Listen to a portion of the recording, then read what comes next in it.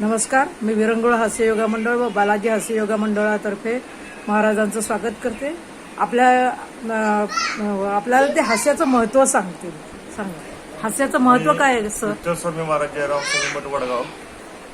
आपल्या आत्ताच्या धगधगीच्या युगामध्ये आपण सर्वजण गंभीररित्या जीवन जगत आहोत व अति वाढता मोबाईलचा ताण शिवाय ह्या सोशल मीडियामध्ये आपण आपलं बालपण हास्य हरवून गेलेलो आहोत.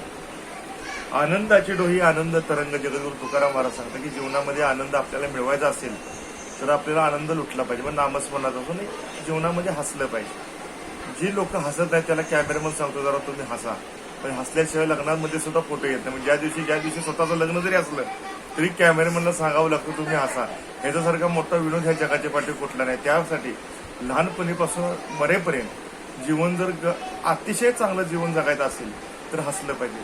त्यासाठी आपण बघतो आताच्या काळामध्ये की आत्महत्या वाढतं प्रमाण, मानसिक गंभीर आजार, जे रोग कधी मनुष्याच्या आयुष्यात बघायला नव्हते असे रोग मनुष्याच्या आयुष्यामध्ये यायला लागले. आणि हसणं गेल्यामुळं आपण आपलं जीवन विसरायला लागलो. त्यासाठी या हास्य चळवळीमध्ये सर्वजण सहभागी व्हा आणि इतका आनंद लुटा की आपण मेल्यानंतर सुद्धा कुणी रडलं नाही पाहिजे. हसत हसत आपल्याला अग्निसंस्कार दिला पाहिजे, एवढं हसलं पाहिजे.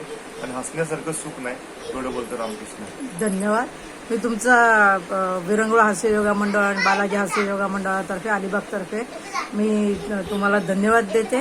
आणि नशिबाने मी हास्य योगाचीच इंटरनॅशनल मास्टर आहे. तुमचे आशीर्वाद असेच लाभू द्या आम्हाला आणि समाजसेवा माझ्या हस्ते घडो हीच शुभेच्छा द्या. आम्हाला आशीर्वाद द्या तुम्ही. धन्यवाद.